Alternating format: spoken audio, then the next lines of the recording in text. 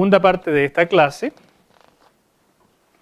y comenzamos ahora con el libro propiamente. Todo lo que vimos antes era introducción y espero que las aplicaciones que pudimos hacer les sirvieran. Atesórenlas, guárdenlas, escríbanlas, mediten en ellas, porque Dios va a pedirles algún día que las pongan a prueba.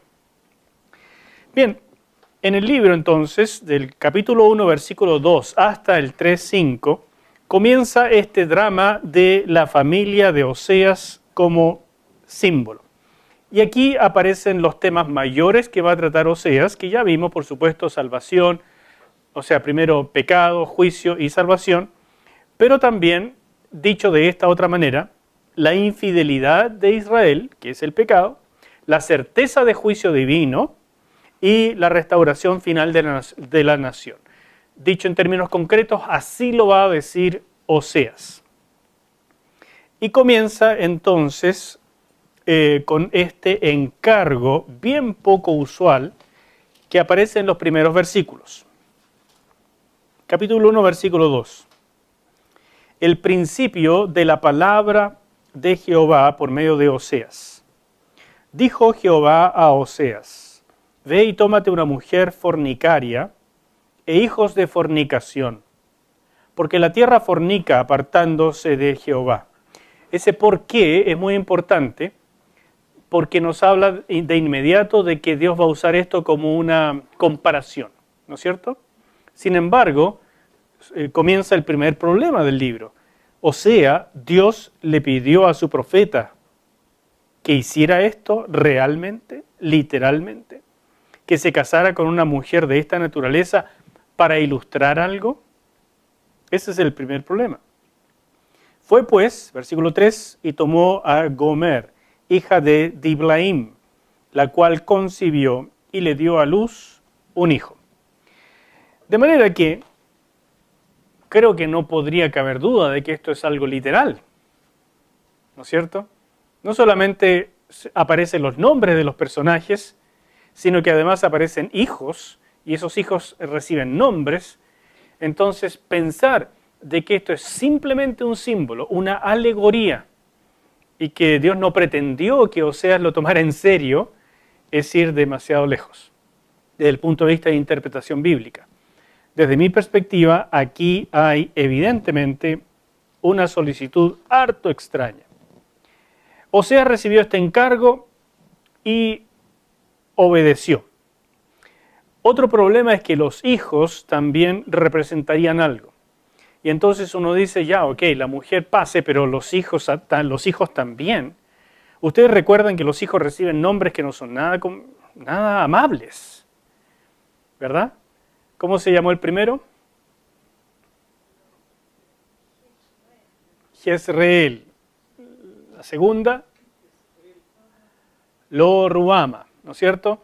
Y entonces recordamos que Lo-Ruhama significa no compadecida. Entonces ustedes pueden imaginarse a la niñita en kindergarten, Lo-Ruhama, o sea, no compadecida, ven para acá. Ven. Marcó a la niña con un nombre así, ¿no es cierto? Y lo mismo con Lo-Ami. Entonces son cosas bien complejas. A propósito, algo sobre los nombres. Oseas significa salvación. Beeri, que era su padre, significa fuente o cascada. Gomer, la mujer que él tomó, significa completa. La verdad es que no le encontré un sentido muy espiritual a los nombres, pero para que ustedes lo sepan. Diblaim significa dos pasteles. Así un pastelito, para tener también a una hija así, es lo único espiritual que se me ocurre, la verdad. La dificultad ética no es menor en este pasaje. ¿Hace Dios estas cosas? ¿Pide Dios este tipo de cosas? Como dije, algunos piensan que esto es solamente una alegoría. Así tratan de resolver el problema. Otros, en mi caso también, pensamos que fue un matrimonio literal. Sin embargo, estudiando las palabras y más o menos lo que se dice en el contexto, hay que decidir entre una de tres opciones. Hay quienes piensan que Gomer era una prostituta ya en la época de conocer a Oseas. Muchos piensan así. Gomer entonces era una mujer que practicaba la prostitución de cualquier tipo, ya sea común y corriente o en los templos de fertilidad. Y Oseas fue y compró o se casó con una mujer prostituta. Otra opción es que probablemente fue una joven israelita iniciada sexualmente en los ritos cananeos de preparación para el matrimonio, que era una usanza muy grotesca de aquella época en que a las jóvenes se les iniciaba. Entonces, antes de tener matrimonio y perder la virginidad en el matrimonio, se la hacían perder en estos cultos. Todavía hoy existen tribus en África que hacen eso. En la Edad Media en Europa también se usó este sistema, pero no con ritos de fertilidad, sino más bien con el propósito de que el linaje del varón, del señor feudal, fuera el primero que fecundara a las vírgenes. Diferentes cosas. Esto existía en aquel entonces y habla de una situación muy, muy pervertida en aquella época, en Israel, porque se entiende que ocurriera en otras naciones, pero en Israel, bueno, existe la posibilidad, pero creo que es menor. Y la que a mí me parece más probable, la sé, es que Gomer debió ser pura al momento de casarse, pero después optó por el adulterio. Oseas, ¿no es cierto?, tomó a una mujer normal, una mujer llamada Gomer, pagó la dote correspondiente a su padre Diblaim, se casó, pero él sabía de antemano, por revelación de Dios, que esta mujer le sería infiel. Y él no supo o no podía saber completamente si los hijos eran de él o fruto de la infidelidad. ¿Me entienden? La Reina Valera traduce mujer fornicaria, como si fuese una mujer promiscua. La verdad es que la palabra que se usa allí, hay dos palabras que se usan y ambas deberían traducirse más bien adulterio. Entonces, no es una mujer promiscua en el sentido de que pasa en esto, sino una mujer que casada escogió por las relaciones sexuales fuera del matrimonio. Por eso me inclino por esto de que ella se casó en condiciones normales, pero después optó. Por lo tanto, desde mi perspectiva, deberíamos entender que lo que Dios le dijo a Oseas es: ve y cásate con una mujer que en el futuro, a la postre, te será infiel. ¿Me explico? El drama para Oseas es más o menos el mismo, pero no es exactamente lo mismo para Gomer. Por otra parte, está el mandato de engendrar hijos de infidelidad. Y esto también es complejo porque estos hijos son de Oseas antes de que le fuera infiel Gomer, o son hijos que nacieron mientras ella le era infiel. La infidelidad de Gomer, por lo que nos dice un poco más adelante, se debió a que ella se prestó para los cultos de fertilidad.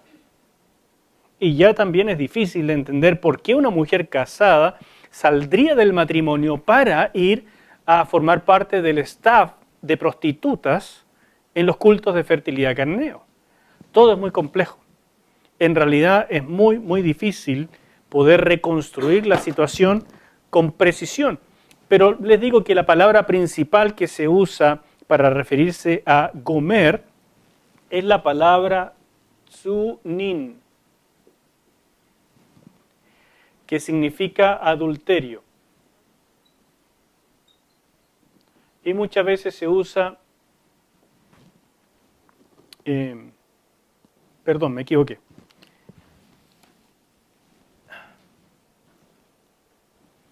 No es tsunin, sino tsunun, y después se usa tsununim, que significa adulterios. Esa terminación es el plural en hebreo. Entonces, Eso nos da una indicación. Para mí, el problema de esto es que esta mujer escoge el adulterio una vez casada, no que ella fuese una prostituta antes de que Oseas la conociera. Pero insisto, es complejo, es difícil de estar seguros. Nace el primer hijo, en mi opinión, dentro del matrimonio, antes de que se fuera Gomer, y no tengo idea por qué se fue, el libro no lo dice. Es posible que la situación con Oseas como profeta, es posible que los viajes continuos del profeta, es posible que un hombre que se dedica al ministerio en aquella época, que nadie lo contrata, no hay una iglesia que lo contrate, entonces provocara una situación de mucha necesidad en la casa, que provocara que, bueno, tenemos hijos, pero ¿quién los mantiene? ¿Qué hacemos mientras tú viajas por todo el país predicando? ¿Me entienden? Reconstruir la situación de aquella época nos da algunas pistas de lo que pudo haber pasado. Nace el primer hijo y le colocan por nombre Jezreel. Todo esto bajo el mandato de Dios. Es un varón, el nombre de un varón, y la palabra Jezreel propiamente significa Dios siembra. Sin embargo, en este contexto no se usa el significado de la palabra, y esto es muy interesante. Aquí es una pequeña nota sobre métodos de estudio bíblico. Fíjese que en este contexto Dios va a escoger hacer un juego de palabras con el nombre Jezreel, pero en el sentido de recordarle a Israel lo que pasó en el valle de Jezreel y por qué vendría el juicio. Mientras, un poco más adelante, en el capítulo 2, versículos 22 y 23, si ustedes me acompañan ahí, dice, y la tierra responderá al trigo, y el vino y el aceite, y ellos responderán a Jezreel. Allí sí se usa el nombre Jezreel en el sentido de su significado, porque dice en el versículo 23, y la sembraré para mí, allí está la conjugación Jezreel, Dios siembra, en la tierra, y tendré misericordia de Lo Ruama, y diré a Lo Ami, tú eres pueblo mío, y él dirá, Dios mío. En este pasaje donde Dios está reversando la maldición que dijo con los nombres, allí sí se usa el nombre de Jezreel en el sentido de su significado lexicográfico, si ustedes quieren. Entonces es notable esto, porque en el mismo libro se usa una palabra en dos sentidos. Y esto es desafiante para el estudiante bíblico. Porque nosotros, todos los seres humanos, tratamos de ser reduccionistas. Nos gustan las cosas simples. Entonces uno quisiera que las cosas fueran de una sola manera. Si lo va a hacer así, lo hace siempre así. Y aquí, el mismo profeta, en el mismo libro, usa una misma cosa de dos maneras diferentes. Por eso que hay que estar súper atento y saber cómo interpretar en cada pasaje, cuándo está usando un símbolo, cuándo está usando el significado, cuándo está usando un juego de sonidos, cuándo está usando un pasaje histórico detrás de la situación. Así es que es muy, muy interesante esto. La razón en este caso por la que Dios usó el nombre de Jezreel es porque allí, un siglo antes, Jehú provocó una masacre en el valle de Jezreel. Dios le había dicho a Jehú que eliminara la descendencia de Acab. Se lo dijo por medio del profeta Elías. Entonces él estaba obedeciendo. No solamente eliminó la descendencia, sino que hizo Jehú todo lo que Dios le dijo. Pero en su furor también mató al rey de Judá, que en ese minuto estaba con el rey Joram, que era el descendiente de Acab. Entonces, en su furor, Jehú no solamente hizo lo que Dios le dijo, sino que se le pasó la mano e hizo una masacre en aquel valle. Entonces Dios profetizó posteriormente que él acabaría con el linaje de Jehú. porque a pesar de que fue su instrumento e hizo lo que Dios le dijo, se le pasó la mano. Y eso Dios no lo permite. Es muy similar a lo que pasó con Moisés cuando Dios le dijo, háblale a la roca. ¿Y Moisés qué hizo? Le dio un tremendo palo. Entonces Dios le dijo, Moisés, tú no vas a entrar a la tierra prometida. Pero, llevo 40 años a esperar. Es que no haces lo que te pido. Una vez, Señor. Grandes privilegios, grandes responsabilidades. A Jehú le pasó lo mismo. Entonces, lo que ocurre acá es que Dios usa esto y dice, así como quebranté la descendencia de Jehú, y eso ocurrió cuando Salum mató a Zacarías, ¿no es cierto? Zacarías era el cuarto descendiente de Jehú, ahí acabó el linaje de Jehú. Dios usó eso para usar como símbolo que quebraría el arco, y nota ahí el arte literario, quebraría el arco de Israel en el valle de Jezreel, por medio de las invasiones que vendrían del norte. Entonces, comprender todo esto requiere leerlo con cuidado y tener, por supuesto, una noción de la historia de lo que está pasando. ¿Me siguen? Eso es lo que está pasando con el primer nombre. Ustedes pueden leer la historia de lo que hizo Jehú en Segunda de Reyes, capítulos 9 y 10. La segunda hija, Lo-Ruhama, ¿no es cierto?, no amada o no compadecida, tenía esta connotación tan triste de lo que Dios iba a hacer con su pueblo Israel como castigo a raíz de su pecado. Y Ruhama viene del verbo hebreo del Raham, ¿no es cierto?, que significa compasión, sentimientos de ternura. Es más o menos, si ustedes quieren, es lo que siente un papá o una mamá cuando mira a su bebé chiquitito. Esos sentimientos, si ustedes han tenido eso alguna vez, eso es Raham en el lenguaje hebreo. ¿Ya? Y cuando se describe a Dios, una de las formas de describirlo es hacer de esto un adjetivo y queda Rahum, que significa compasivo, lleno de ternura y de misericordia. Y es una de las principales palabras que hablan de cómo Dios se relaciona con su pueblo. Entonces Dios dice, con harta tristeza, no más. ¿Me entiende? Lo-Ruhama.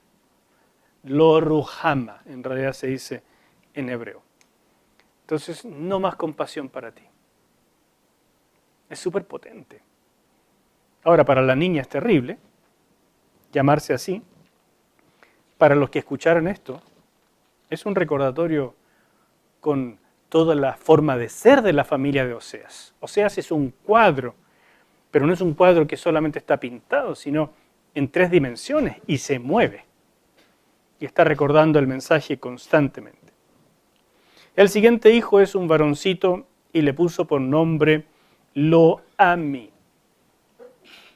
Ami significa pueblo mío. Y Lo, que es no pueblo mío. También súper complejo. En el versículo 9 de este capítulo, si ustedes lo leen conmigo, dice aquí en la Reina Valera, y dijo Dios, ponle por nombre Lo-Ami, porque vosotros no sois mi pueblo, ni yo seré vuestro Dios. En hebreo, esa parte que dice, vosotros no sois mi pueblo, dice literalmente, y yo ya no más yo soy para ustedes. Y ustedes, por supuesto, recordarán que yo soy es el nombre que Dios le reveló a Moisés en Éxodo. ¿Dónde está? 3 ¿qué? 3:14. Y este es el nombre de pacto para Israel. Es el nombre de pacto mosaico. Entonces lo que les está diciendo es, cuando ustedes escuchan este nombre en el pacto, significa que yo estoy por ustedes. Que yo soy su guardador, yo soy su vigía, yo soy el que cuida a Israel. Cuando ustedes tengan temor, pronuncien el nombre de pacto y yo estaré con ustedes. Pero llega aquí y les dice, no más, yo soy para ustedes. Por favor, traten de ponerse en el lugar y sientan el impacto de una predicación, de un profeta que dice, así ha dicho el Señor. Es súper fuerte. Fíjense, como aplicación, nosotros estamos relativamente habituados a que la gente rechace a Dios, ¿no es cierto? Pero ¿se ha dado cuenta de lo dramático de que un día Dios rechace a la gente? Nosotros siempre tenemos la visión de que Dios está así como el padre del hijo pródigo. Todo el día en el camino, esperando y mirando. Y como que no se nos ocurre pensar en un Dios que un día diga, no más. Hermanos míos, aquí hay algo bien importante para el ministerio. Cuando ustedes, en las iglesias donde les toque trabajar, o aquí, si trabajan conmigo, participen en la planificación de un programa de enseñanza para el pueblo de Dios, tengan esto en perspectiva. El objetivo de un programa de enseñanza para la iglesia no es que conozcan la Biblia, ni siquiera darles buenos pasajes para que su vida sea más feliz, mejor. El objetivo es que conozcan a Dios. Y cuando digo esto, lo que trato de señalar es que la Biblia nos muestra a Dios completo, no la caricatura de Dios que nosotros nos hemos hecho o que nos conviene. Todos hacemos una caricatura del Señor, porque nuestro conocimiento de Él es incompleto. Y aunque conociéramos toda la Escritura de pe a pa, aún así es incompleto, porque Dios es más que eso. Él ha revelado lo que necesitamos saber. Pero ya es mucho. Y hay algo que es importante entender acá, es que el mismo Dios que es lleno de gracia, y que esa es su carta de presentación, ese mismo Dios un día también puede decir, ya no más. Y es el mismo Dios. Que el Dios que mantiene la puerta abierta, un día también la cierra. Que el mismo Dios que nos dice, vengan, retraso la venida de mi Hijo para que muchos procedan al arrepentimiento, ese mismo Dios será el que está sentado en el trono cuando venga el juicio. Ese mismo Dios es el que creó el infierno, dice la Escritura, para Satanás y sus ángeles, pero donde compartirán la eternidad aquellos que rechacen la gracia de Dios. Conocer a Dios en su plenitud de lo que Él ha revelado, porque totalmente no alcanza la mente, pero en lo que Él ha revelado es un desafío espectacular y requiere de verdad que la mente se parta, porque no nos alcanza ni siquiera con lo que ya está revelado para entender la magnitud de un Dios donde está en perfecta armonía la gracia y el juicio, la misericordia y el castigo, y tantas otras cosas. Por favor, véanlo aquí. Continúa del versículo 10 del capítulo 1 hasta el capítulo 2, versículo 1, y todo esto son pasajes relativamente pequeños, pero continúa ahora comenzando a reversar los símbolos. Es un notable cambio de lenguaje, es otra vez estas ricas formas literarias de los profetas, donde de pronto de hablar muy duro comienza a hablar ahora cariñosamente. El pacto mosaico fue roto por la infidelidad de Israel. Pero dice Dios lo siguiente, versículo 10. Con todo, será el número de los hijos de Israel como la arena del mar. ¿A quién les recuerda eso? Exactamente. El pacto abrahámico. En otras palabras, vemos acá algo que ya hemos visto en otros cursos, pero que es importante mantener en perspectiva, porque en última instancia la Biblia es una sola, tiene un hilo conductor y por supuesto todos estos cursos también. Y lo que nos está diciendo es que el pacto mosaico se apoya en algo que es aún más potente y eterno, que es el pacto abrahámico, del cual también desciende como necesidad el pacto davídico. Que estos pactos son incondicionales, son promesas que Dios hizo con automaldición en juramento, por lo tanto se van a cumplir. Y que aunque este pacto, que es soberano vasallo y condicionado a la obediencia, pudiera llegar a ponerse a un lado por un tiempo, pudiera llegar a caducar por un tiempo, por la desobediencia, siguen estando vigentes estos. Y porque siguen estando vigentes, esta situación obliga a llevar a un nuevo pacto. El pacto nuevo, que reemplaza al mosaico, pero debido a estos. ¿Me explico? Este pasaje de Oseas nos permite, como en muchos otros pasajes, hacer esta aseveración de teología, que es súper importante para entender el desarrollo del Antiguo Testamento. Moisés lo predijo en Deuteronomio 30, versículos 1 al 9, y también Pablo lo vio en Romanos 11, y Pablo previó entonces la restauración futura de Israel. También en Deuteronomio 30, Moisés vio que Israel iba a quebrantar el pacto mosaico, pero un día sería restaurado nuevamente. Así que eso está previsto. ¿Pero por qué? Porque estos pactos permanecen vigentes aunque éste se quiebre. Y esto que puede parecer de repente como que, bueno, ¿para qué me sirve esto a mí? Es súper importante para entender el desarrollo del Antiguo Testamento. ¿Se ve? ¿Dudas? Vamos terminando, no quiero cansarles demasiado.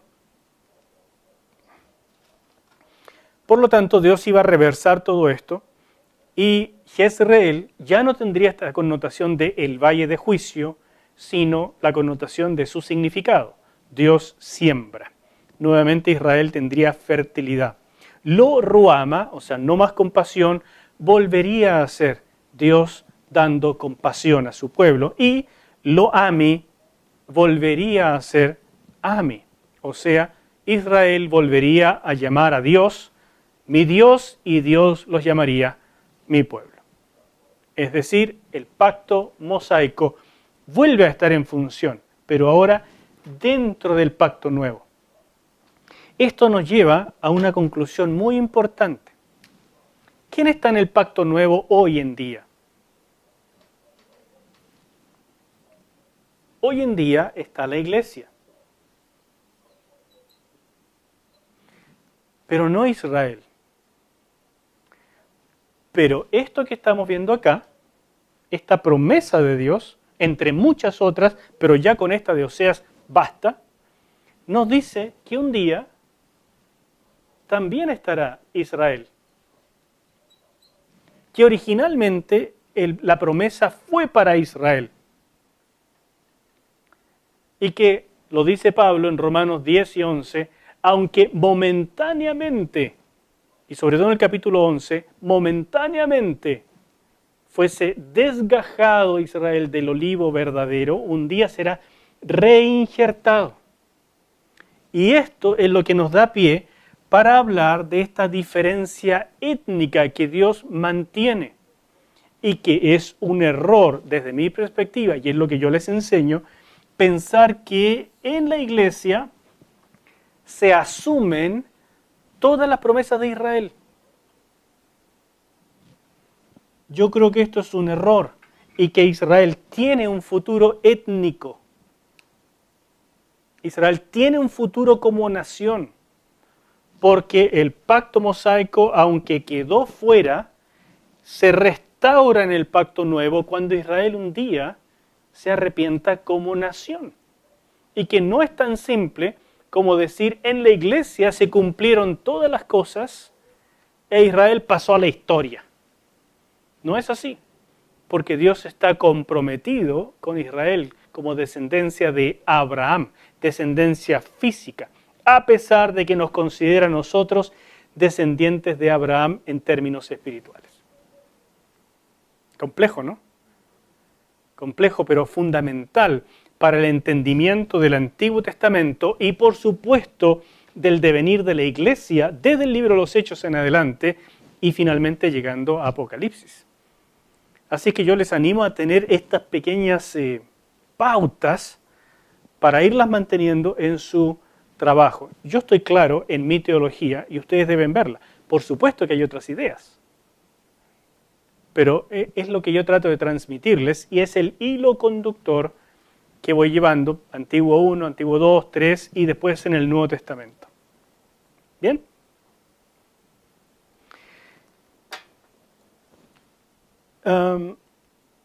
Comenzaría Dios en el capítulo 2 una restauración por medio del castigo. Siempre es difícil entender que Dios pueda ayudarnos por medio del castigo.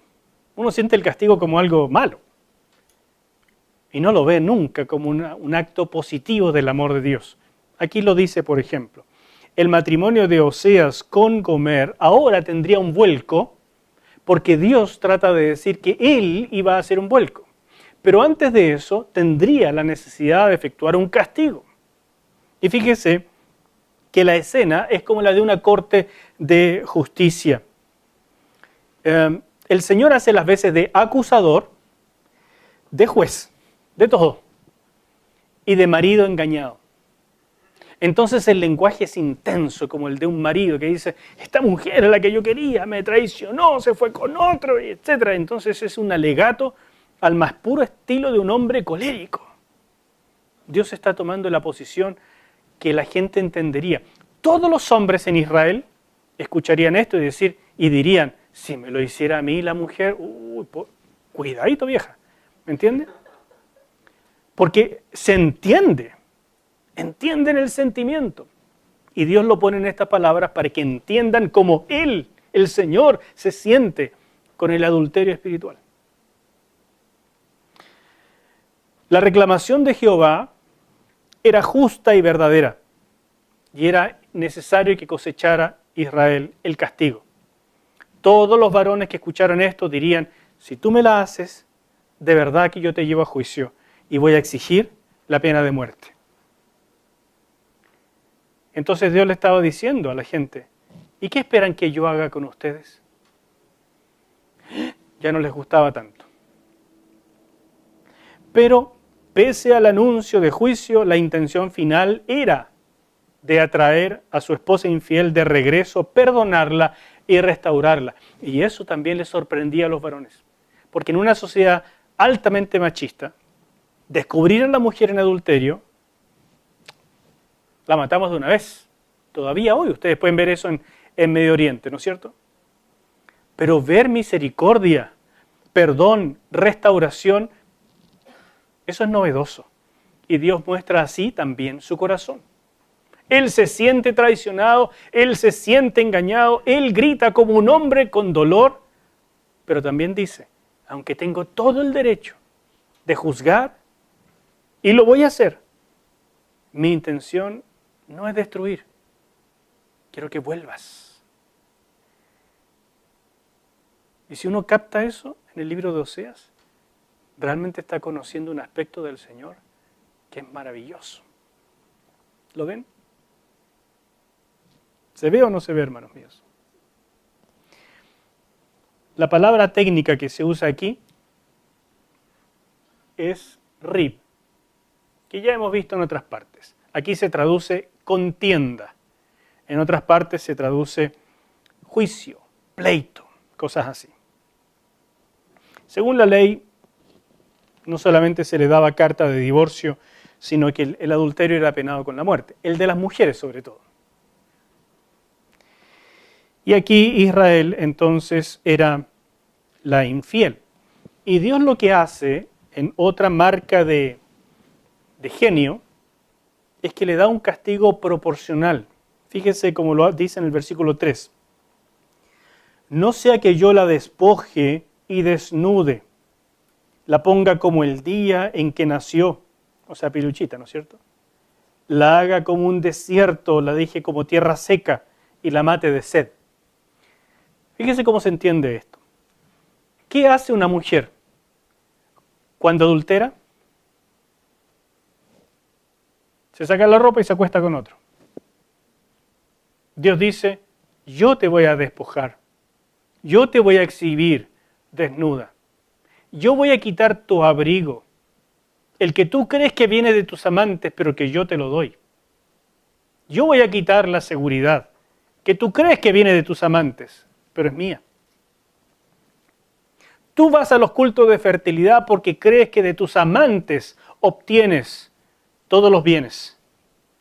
Yo te voy a dejar como tierra seca, porque el agua es mía, la producción es mía, la tierra es mía. ¿Pueden notar el grito de Dios? ¿Por qué crees que son tus amantes lo que te están dando? Lo que siempre ha sido mío. Eso es. Yo les ruego que lean Oseas y casi lo actúen delante de un espejo y se vean a ustedes mismos, lo sientan, porque así se comprende mucho mejor esta profecía.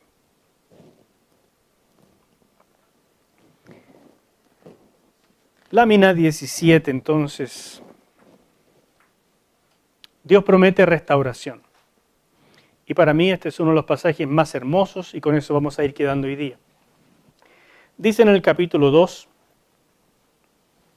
versículo 14, pero he aquí, yo la atraeré y la llevaré al desierto y hablaré a su corazón y le daré sus viñas desde allí y el valle de Acor por puerta de esperanza. Y allí cantará como en los tiempos de su juventud y como en el día de su subida de la tierra de Egipto. En aquel tiempo, dice Jehová, me llamarás Ishi y nunca más me llamarás Baali, porque quitaré de su boca los nombres de los Baales y nunca más se mencionarán sus nombres. En aquel tiempo haré para ti pacto con las bestias del campo y las aves del cielo y con las serpientes de la tierra, y quitaré de la tierra arco y espada y guerra, y te haré dormir segura. Y te desposaré conmigo para siempre. Te desposaré conmigo en justicia, juicio, benignidad y misericordia. Y te desposaré conmigo en fidelidad. Hasta ahí un momento. ¿Cuál era la intención de Dios? Restaurar. ¿Qué hace para ello? La lleva al lugar donde tendría toda su atención. No hay nada más en el desierto. La lleva a un lugar que no es agradable, pero donde ella volvería a recordar los tiempos de los amores primeros. Cuando lo sacó de Egipto y aprendió a caminar con Dios, creyendo en Él como padre y como esposo. Y caminaba Israel por el desierto y veía la provisión de carne, de pan y de agua. Y sabía que no le iba a faltar nada al día siguiente porque aprendió a conocer a Dios. Y el matrimonio aquí es usado como ilustración porque la palabra conocer nuevamente se usa como eufemismo de la relación sexual. Pero en última instancia es conocer. Y Dios dice, ustedes no me conocen. En el capítulo 4, versículo 6 dice, el pueblo pereció por falta de conocimiento. ¿Cuántas veces se usa eso para referirse a que falta discipulado en la iglesia. Y lo que dice es que no conocen a su Dios. Y es una palabra que significa conocimiento de experiencia. Así es que voy a quitar todo lo que estorba para que me conozcas a mí y la atraeré al desierto, donde nos conocimos originalmente, y volveré a cantarte y tú me volverás a cantar. Y le está hablando como un pololo, como un novio. Y le dice, te atraeré, más adelante en Oseas dice, con cuerdas de amor, y volveré a desposarte y volveremos a hacer pacto. Es un canto precioso donde le dice, ya no me llamarás Baali, sino Ishi. Las dos palabras son similares, significan Señor. Pero Ishi es la palabra de intimidad. Y Baali es la palabra de formalidad. O sea, en aquel tiempo las mujeres llamaban a sus maridos Señor. Pero en público lo llamaría Baali. Y en el cuarto de maridos le llamaría Ishi. Entonces, lo que está diciendo es, ya no quiero la formalidad hipócrita, sino la intimidad genuina. Y esa intimidad hará que ya no estén en tus labios los otros Baalis con los cuales tú te has acostado. Porque quiero tu corazón solo para mí.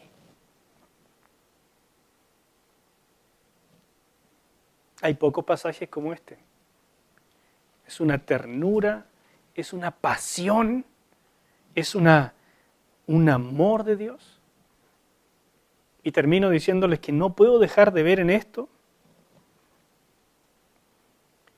la manera en que Dios piensa las cosas, y que si ustedes ven el libro de Mateo,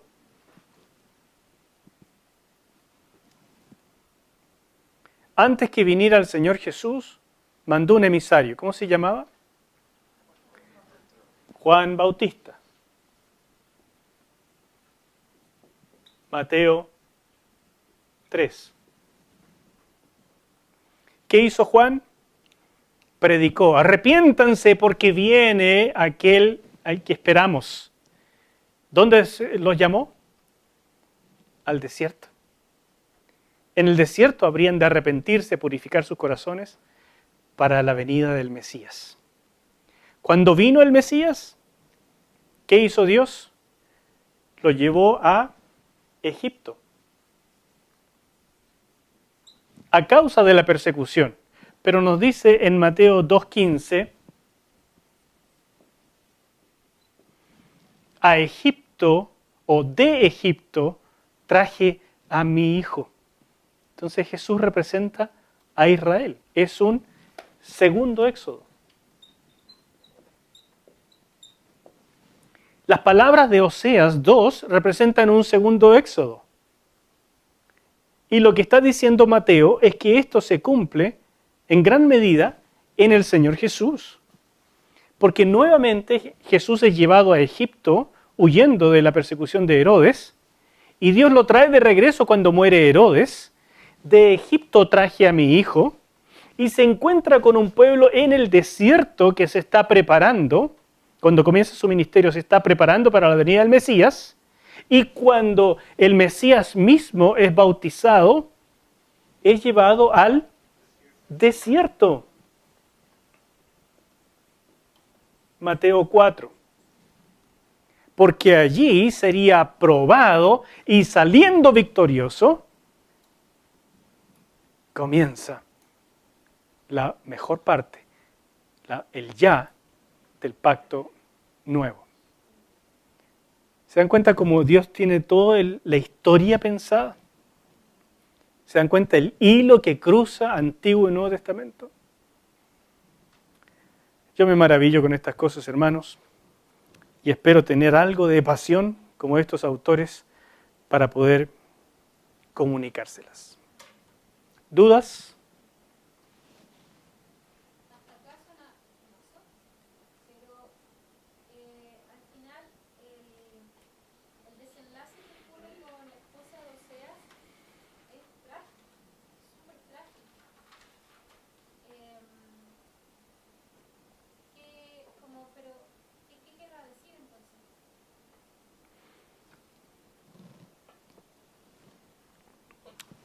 ¿Qué te puedo decir, Nati?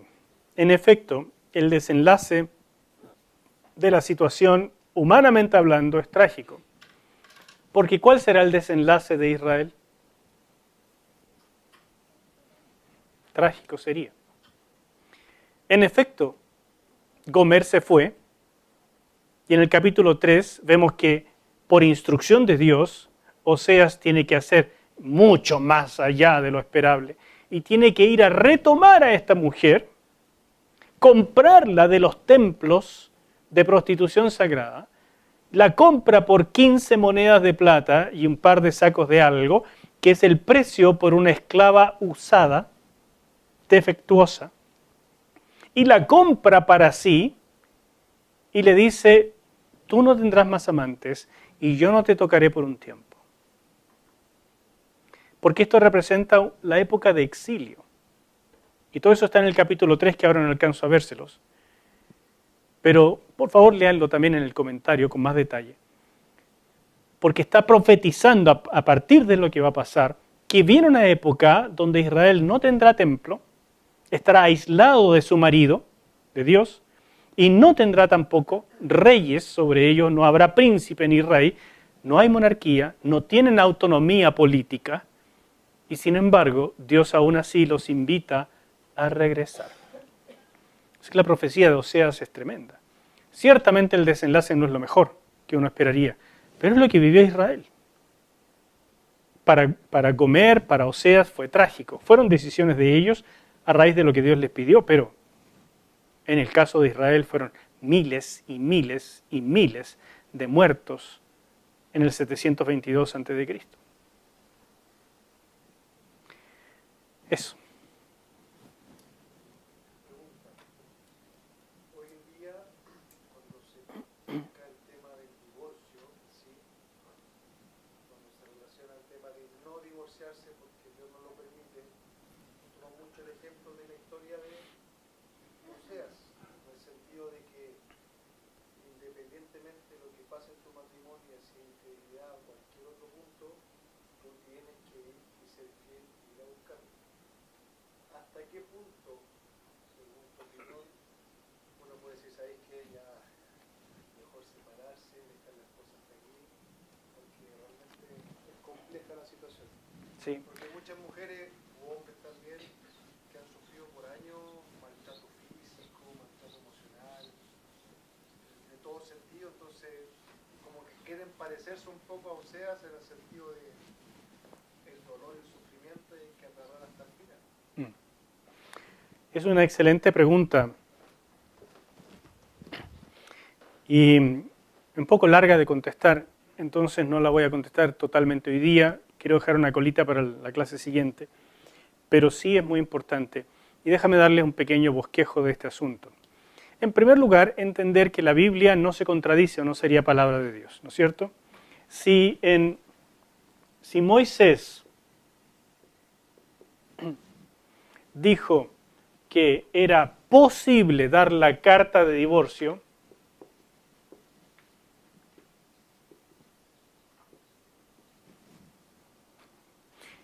entonces Oseas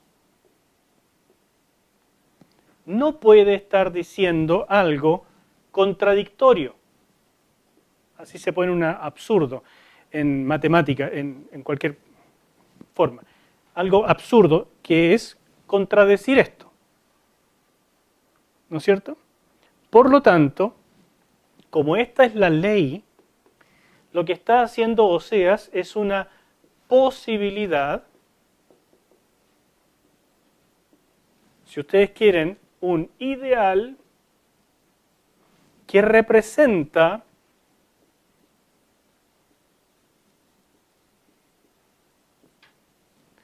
a Dios.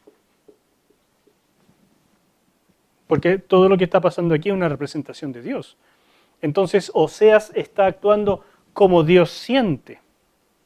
Pero legalmente él tiene este derecho.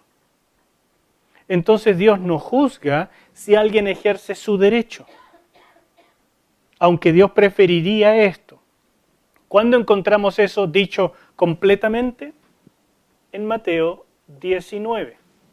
cuando el Señor Jesús les dijo, es posible dar carta de divorcio, pero Dios permitió esto, o mejor dicho, claro, Dios permitió esto a través de Moisés por la dureza de vuestro corazón, pero si su corazón diera para esto, es lo que Dios prefiere. Sin embargo, tienes el derecho de esto, ¿cuándo? Cuando el pacto de matrimonio es quebrantado. ¿Y cuándo se quebranta el pacto de matrimonio? Nos dice Mateo también. ¿Cuándo? Cuando hay alguna cosa inaceptable, porque la palabra porneia que se usa ahí es más que adulterio. Alguna cosa inaceptable. Muchas cosas pueden ser inaceptables, ¿no es cierto? Como un adulterio, por ejemplo, como una persona que se declara bisexual, como un abuso hacia los hijos, como maltrato físico o emocional de manera persistente que quiebra a una persona. Hay muchas cosas que pueden ser inaceptables, pero el principal obviamente es el adulterio. Cuando alguien quebranta el pacto, existe esta posibilidad. El Señor Jesús lo dice, y esto estamos hablando del Nuevo Testamento. Él lo dice en función de la ley de Moisés. Sin embargo, Oseas sigue representando el corazón de Dios, lo que el Señor preferiría para un corazón que no es duro. Pero cada caso va a ser diferente y tendremos que analizarlo en su momento. Por eso las consejerías matrimoniales son caso a caso, no reglas fijas para todos. No es que seamos súper abiertos, tampoco podemos ser más papistas que el Papa. Lo que dice la Escritura es nuestra norma de fe y conducta, entendida desde el punto de vista bíblico y no desde el punto de vista de la época histórica. Porque les aseguro que estos pasajes fueron entendidos de una manera en la época victoriana y son entendidos de otra manera hoy. Así es que hay que entender la Biblia en su contexto y traerlo al presente. Eso es lo que puedo decirles por ahora. Hay más asuntos, pero en otro momento. Espero te ayude. Esta es una pauta para el ministerio de cómo enfrentar las situaciones de quebranto matrimonial. Dios les bendiga y nos vemos el próximo miércoles.